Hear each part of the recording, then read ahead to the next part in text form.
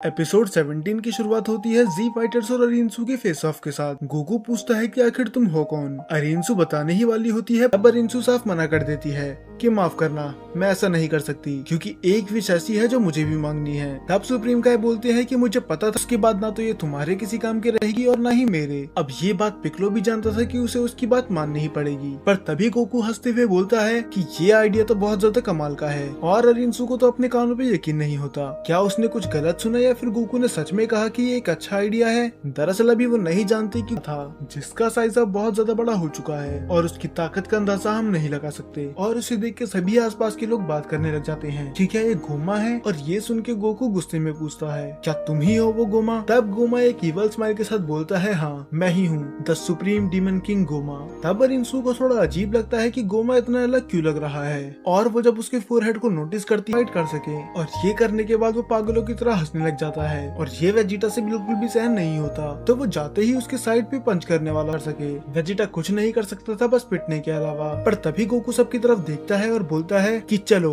अब हमें इस पे एक साथ अटैक करना होगा।